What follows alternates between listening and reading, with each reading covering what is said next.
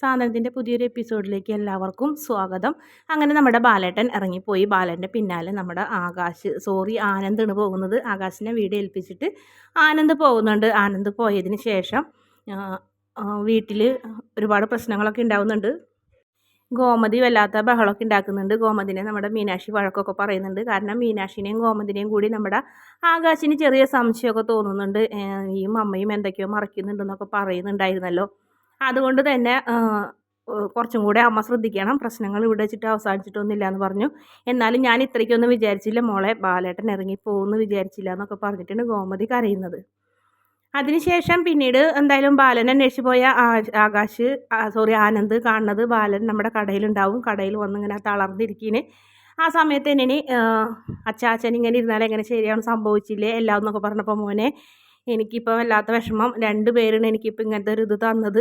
ആദ്യം ആകാശ്, ഇപ്പോൾ അവൻ പഠിക്കുന്ന പ്രായത്തിൽ ഇങ്ങനെയൊക്കെ ചെയ്ത് അവനെക്കുറിച്ച് എനിക്ക് ഒരുപാട് സ്വപ്നങ്ങളൊക്കെ ഉണ്ടായി. എന്നെ അനാഥൻ എന്നൊരു പേര് മാത്രമേ എനിക്ക് ഉണ്ടായുള്ളൂ.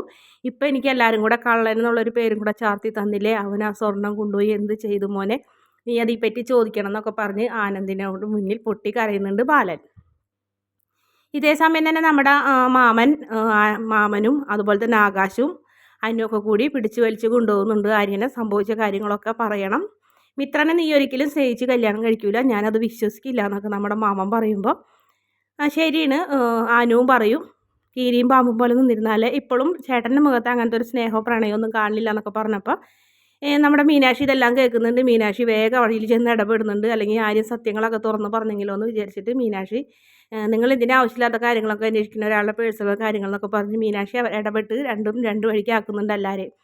പിന്നീട് നമ്മുടെ മാമനും അതുപോലെ തന്നെ ആനന്ദും കിടക്കുന്ന സ്ഥലത്ത്, അതായത് മുകളിലാണ് കിടക്കുന്നത്, അവിടേക്ക് ആര്യൻ പായം തലനൊക്കെ ആയിട്ട് ചെല്ലുന്നുണ്ട്. അപ്പോൾ മാമൻ ചോദിക്കുന്നുണ്ട്, എന്ത് പറ്റി, നീ സ്നേഹിച്ച് കല്യാണം കഴിച്ച പെണ്ണിൻ്റെ കൂടെ നീ കിടക്കേണ്ടത്, നീ എന്തിനാ മുകളിലേക്ക് വന്നതെന്നൊക്കെ ചോദിക്കും.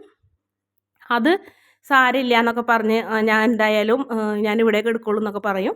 പിന്നീട് നമ്മുടെ ആനന്ദ് കൊണ്ടുവരുന്നുണ്ട്. ബാലനെ പിടിച്ച് വലിച്ച് വാശി പിടിച്ച് നിർബന്ധിച്ച് കൊണ്ടുവരും. അതിനുശേഷം ആനന്ദ് മുകളിലേക്ക് കിടക്കാൻ ചെല്ലുമ്പോൾ ആര്യൻ അവിടെ ഉണ്ടാവും. നീ എന്താടാ ഇവിടെ, നീ ഇവിടെയല്ലേ കിടക്കേണ്ടത്, നീ അവളുടെ കൂടെയെന്ന് പറഞ്ഞ് ആര്യൻ്റെ കയ്യിൽ നിന്ന് പായയും തലനൊക്കെ മേടിച്ച് പിടിച്ച് വലിച്ച് നിർബന്ധിച്ച് കൊണ്ടുപോകുന്നുണ്ട് ആനന്ദ്. എന്നിട്ട് റൂമിൽ കൊണ്ടുപോയി മിത്രനാക്കിയ റൂമിലേക്ക് നമ്മുടെ ആര്യനെയും കൊണ്ടാക്കുന്നുണ്ട്. അതിനുശേഷം നീ ഇനി പുറത്തേക്കൊന്നും പോകരുതെന്നും പറഞ്ഞ് വാതിലൊക്കെ അടയ്ക്കും. ഈ കാഴ്ചകളൊക്കെ ബാലൻ കാണുന്നുണ്ടാവും. ബാലനോട് നമ്മുടെ ആനന്ദ് പറയും, അവൻ പായം തലനൊക്കെ മുകളിലേക്ക് വന്നേക്കണത്, അവന് ഞാൻ അവിടെ കൊണ്ടാക്കിയത് നച്ചാന്നും പറയുമ്പോൾ ബാലൻ്റെ നെഞ്ച് ശരിക്കും പൊട്ടുകയാണ് ചെയ്യുന്നത്. കാരണം ബാലന് വിഷമായത് കാരണം അവൻ സ്നേഹിച്ചൊരു പെൺകുട്ടീനെ ബാലൻ്റെ വാശി കാരണം നഷ്ടപ്പെട്ടു പോയി.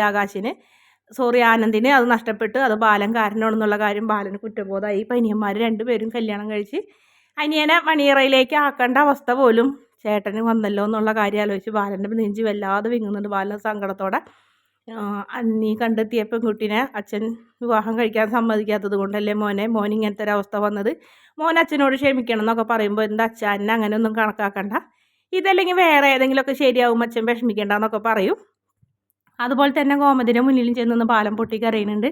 എൻ്റെ ആനന്ദിനൊരു ജീവിതം ഇല്ലാണ്ടാക്കി ഞാനിപ്പോൾ അനിയന്മാർ 2 പേരും ആനന്ദിൻ്റെ മുന്നിൽ ജീവിക്കുന്നു, അത് കാണുമ്പോൾ എനിക്ക് സഹിക്കാൻ പറ്റില്ല ഗോമതി എന്ന് പറയുമ്പോൾ അതൊന്നും ബാലേട്ടൻ അത് ആലോചിച്ച് വിഷമിക്കേണ്ട, നമ്മുടെ ആനന്ദിനെ എത്രയും പെട്ടെന്ന് തന്നെ ഒരു പെൺകുട്ടീനെ കണ്ടെത്തി നമുക്ക് വിവാഹം കഴിച്ച് കൊടുക്കാം, ഒരുപാട് നല്ല നല്ല ആലോചനകളൊന്നും നോക്കാൻ നിൽക്കണ്ട, നല്ലൊരു പെൺകുട്ടി ആയാൽ മതി, അതിൽ സ്വത്തും മുതലൊന്നും നോക്കണ്ട എന്നൊക്കെ പറയുമ്പോൾ ശരിയാണ്, നമുക്കത് എത്രയും പെട്ടെന്ന് അങ്ങനെ ചെയ്യണം എന്ന് പറഞ്ഞ് അങ്ങനെ ആനന്ദിൻ്റെ കല്യാണം ആയിട്ട് മുന്നോട്ട് പോകാൻ തീരുമാനിക്കുകയാണ് നമ്മുടെ ദേവമംഗലത്തുകാർ.